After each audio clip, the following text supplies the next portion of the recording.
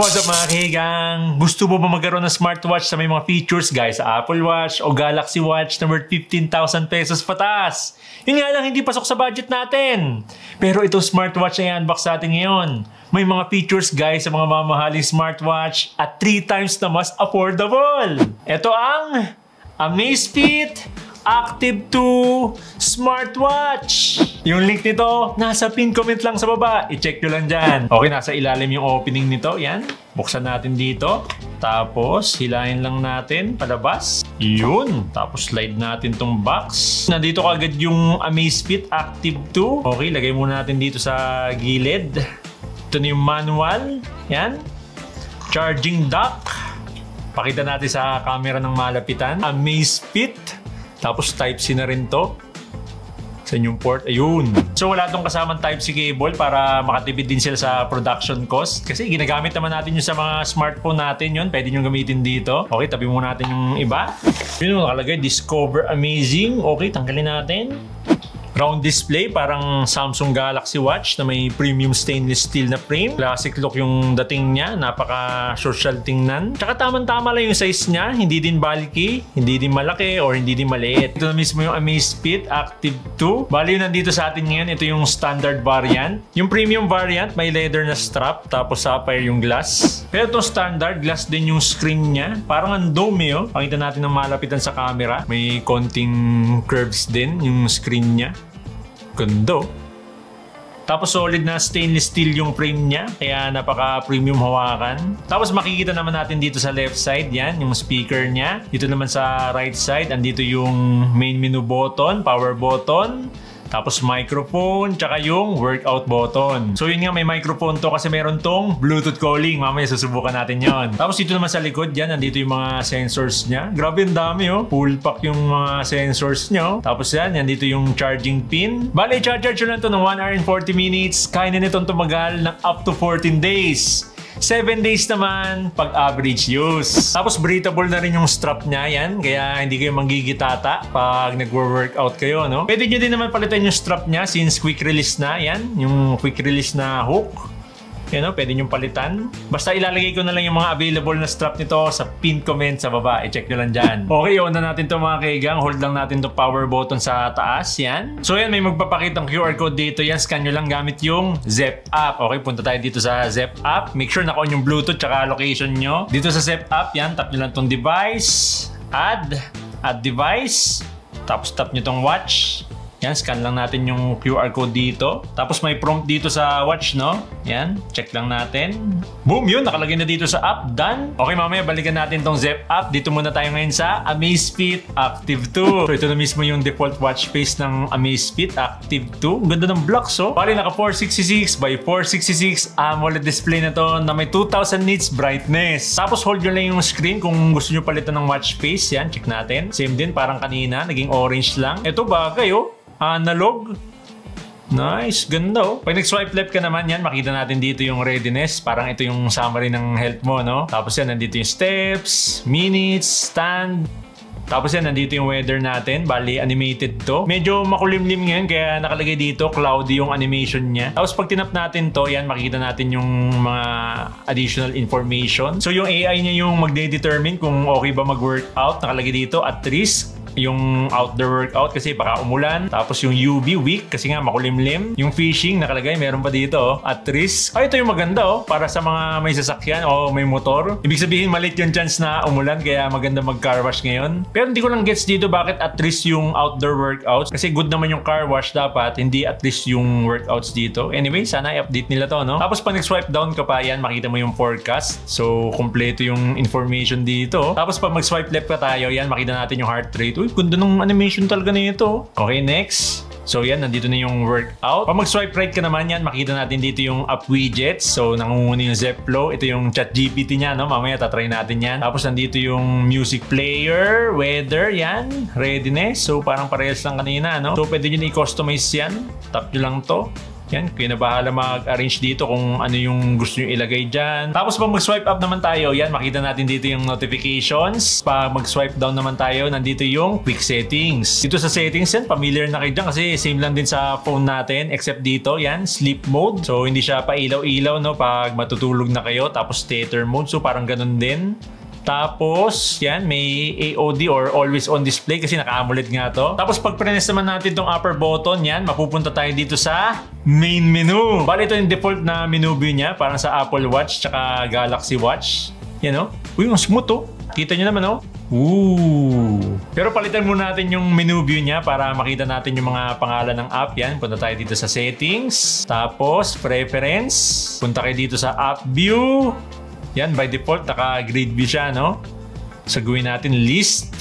Okay, check natin yung mga apps. Yan, readiness, heart rate, blood oxygen, one-tap measuring. So, dito sa one-tap measuring, mamimeasure na yung heart rate mo, blood oxygen, stress, tsaka breathing. So, lahat na, no? Tapos yan, nandito yung workout, weather, Zepp Coach. So, ito yung AI personal coach mo dito pero dapat may workout records ka para ma-assist ka niya. Tapos yan, nandito yung workout history, workout status, map. So, ito another premium feature, no? Kasi pwede ka mag-download ng sarili mong map dito. Tapos yan, activity, pi. Ito yung parang health score mo. Stress, sleep, phone kasi meron tong Bluetooth calling. Tapos yan, membership card. Pwede nyo ilagay yung mga QR codes sa mga cards nyo dito. Tapos yan, nandito yung music player niya kasi meron tong built-in storage. Pwede ka magpatugtog ng music dito. Pwede tayo mag-store dito ng up to 100 songs para mas ma-enjoy natin yung workout natin. Mas lalo nating ma-enjoy yung workouts natin kasi pwede natin i-connect yung earphones or headphone natin dito via Bluetooth. Tapos yan, nandito yung alarm, calendar, settings, tapos yan, sun and moon. Dito makikita natin yung sunrise, sunset, pati din sa moon, may data din. Tapos yan, meron din compass, another premium feature. Yan, calibrate lang natin. Rotate, trees to roll. Yan, rotate lang daw. You know, napaka-responsive ng compass niya. Tapos yan, meron din siyang barometer, another premium feature na naman. Yan. So, ma-check natin dito yung air pressure, tapos altitude. So, perfect to sa mga nagte-trail running or nag-hiking, no? Tapos yan yung cycle tracking or menstrual cycle. Tapos yan, another premium feature na naman, meron siyang thermometer. Pero yung mini-measure nito, mostly surface temp lang, hindi body temp. So, in short, more likely, yung surroundings nyo yung nakikita na temperature dito. Tapos, stopwatch, timer, find my phone, to-do list, voice memos. Tapos yan, meron din siyang Pomodoro timer. Ito, may mga nagtatanong na kahigang natin dito, no? Tapos yan, meditation. Tapos last but not the least, ito yung Zepp Flow. Ito yung ChatGPT niya. Pwede tayo mag-set ng alarm. Set alarm at 7 a.m. tomorrow.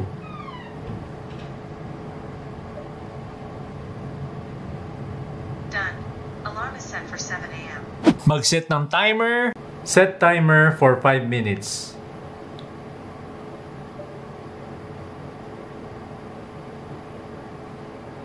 Mag-open ng workout. Start outdoor running.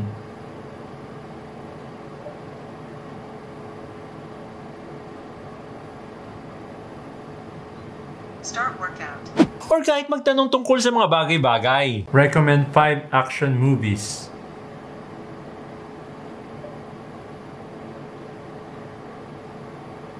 How about Mad Max, Fury Road, John Wick, Die Hard, The Dark Knight, and Gladiator?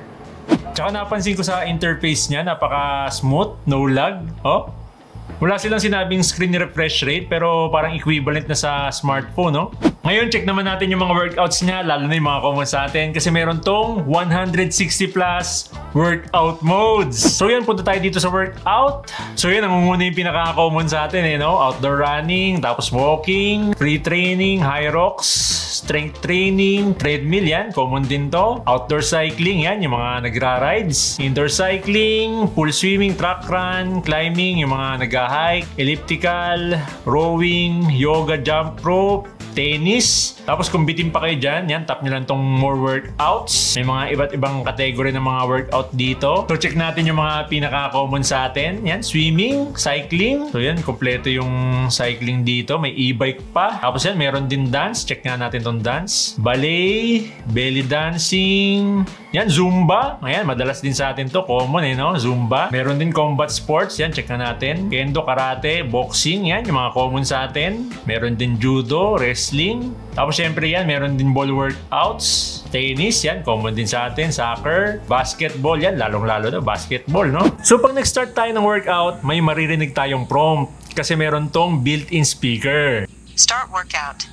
Kompleto rin yung data natin dito, gaya ng duration, distance, heart rate, speed, steps, calories, tsaka automatically nagge-generate siya ng map since may built-in GPS na to. Tapos pag in-stop mo na yung workout, may prompt ulit na magsasummarize ng data ng workout mo.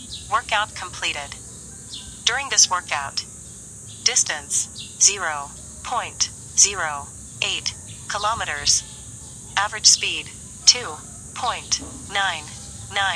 kilometers per hour. Naka 5 ATM, waterproof na rin to, or water resistance up to 164 feet. Kaya no problem kahit malubog o mabasa sa tubig. Okay mga kigang, punta naman tayo dito sa Zepp app. Available to sa iOS at Android. Dito sa Zepp app yan, pag tinap natin yung home, makikita natin dito yung health data natin. So yan, kompleto yung data natin dito from physical recovery, mental recovery, yan, resting heart rate, heart health, steps, calories. Tapos yan, pag tinap naman natin tong workout, yan, pwede na tayong mag-start dito ng workout natin. Tapos nandito na rin yung Zepp Coach. Ito yung parang may personal trainer ka. Pero dapat meron kang workout records kasi doon siya mag-base ng training plan mo. Tapos yan, pag tinap natin tong device, nandito na yung Amazfit Active 2. Tapos pwede din tayong mag-download ng watch face dito. Yung maganda kasi dito sa mga watch face niya, lahat libre. Pwede din kayo mag-customize ng watch face. Yan, pwede nyo gawing watch face yung picture nyo.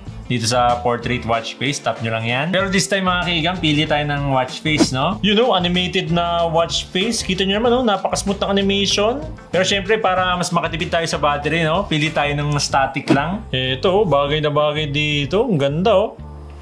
Napaka-social tingnan. Tapos yan, makita natin dito, App Store. Isa to sa premium feature nitong Amazfit Active 2. Kasi pwede tayo mag-download dito ng additional na apps. Madaming mga useful apps dito, gaya nitong pill reminder para sa mga nagtitake ng supplements or gamot. Calorie intake. Kung minomonitor nyo yung calories, bagay ito sa mga nagka-calorie deficit. Intermittent fasting. Para mas madali nyo mamonitor yung pagkain at fasting nyo. Sounding metronome app para sa mga nasa music or choir, perfect sa inyo to. CryptoWave, para updated kayo sa current price ng crypto nyo. EquityEye, kung stock market monitoring, meron din app para dyan. At syempre, yung madalas na hinahanap sa mga smartwatch, calculator. Merong basic calculator at scientific calculator. Pili lang kayo kung ano yung need nyo dyan. Tapos dito sa health monitor yan, pwede natin iset kung gaano kadalas mag-monitor sa heart, sleep, stress, blood oxygen. Tapos yan dito sa notifications and reminders, yan, tap nyo lang. So, lahat ng apps nyo dito, pwede mag-notify sa Amazfit Active 2. Isa pang premium feature dito sa notifications, pwede tayo mag-reply sa mga text messages at FB Messenger. Lalong-lalo na, supported yung mga emoji dito, kaya pwede na tayo mag-reply directly dito sa Amazfit Active 2. Tapos dito naman sa device settings, yan, dito mo makikita yung customization ng dalawang button, yung upper button, tsaka lower button, no? So by default, pag nag-long press ka sa upper button, ma-activate yung Zepp Flow. Pero pwede ka rin pumili ng iba, yan. Heart rate, blood oxygen, workout. So same din pag sa press lower button, yan. So by default, naka-workout siya. Pwede din pag press natin yung lower button, ma-activate yung weather, yan. Dito sa device application settings, yan. Ito yung sinabi natin kanina. Pwede tayo mag-download ng offline map dito. Pwede tayo mag-download ng map sa Zepp app. Sobrang useful ito kasi hindi na natin need ng data or phone para ma-access mismo mo yung map. Yun nga lang, medyo malaki yung memory na nakakain niya. Depende rin yun sa map na ida-download mo. Yung nagpaganda palalo dito sa Zep app, pwede nating i-link sa mga third-party apps gaya ng Google Fit, Health Connect, Strava, Relive, Training Peaks, Adidas Running at Komoot. Okay, tabi muna natin tong phone natin. Try natin isuot tong Amazfit Active 2. Napaka-premium talaga ng itsura. Oh. Tama-tama lang din yung size niya. Hindi malaki, hindi masyadong maliit. Mag-measure na rin tayo ng heart rate natin. Punta tayo dito sa heart rate. Measuring. Ang ganda ng animation, no? So yun, magbabibrate siya pag na-monitor niya na yung current heart rate mo. So real time to, no? Nakalagay dito 72. Yan, 72 beats, 71. Punta naman tayo dito sa blood oxygen. Ito nyo naman, ang ganda ng animation. Panalo talaga, no? Magbabibrate siya pag tapos na. So nakalagay dito 98%. Since meron tong Bluetooth calling, try na natin tawagan yung phone natin. Bale, inad na natin yung phone number nito sa Zep app kanina. Yan. Pero hindi na tayo pupunta sa phone, no? Hindi na tayo magda-dial. Tawagan natin yung phone natin with style. Gamitin natin yung ChatGPT niya. Okay, hold lang natin tong upper button sa taas. Yan. Call Maki iPhone. Mali pa yung spelling. Ewan ko kung magre-register. Yan. Tingnan natin. Yun! You know? Tingnan natin kung magre-ring. Oh, yun oh. Nagre-ring na mga kaigang. Oh, okay. Tingnan nga natin yung mic quality nitong Active 2. 1, 2, 3, Amazfit Active 2, mic check, mic check. 1, 2, 3. Premium stainless steel frame, AMOLED display, customizable watch face, mapa-workout or office, may occasion man o wala. Perfect isuot tong Amazfit Active 2. Bukod sa premium na look, full pack din yung features gaya ng Bluetooth calling, built-in music player, heart rate, blood oxygen, sleep tracking, up to 14 days ang battery life, at meron pang built-in GPS. Mga premium features na makikita mo sa mga mamahaling smartwatch na worth 15,000 pesos pataas. Nandito na sa Amazfit Active 2 na less than 6K lang. Yung link nito, nasa pinned comment lang sa baba. Kaya kayo mga kaigang, anong masasabi nyo dito sa Amazfit Active 2? Comment down below!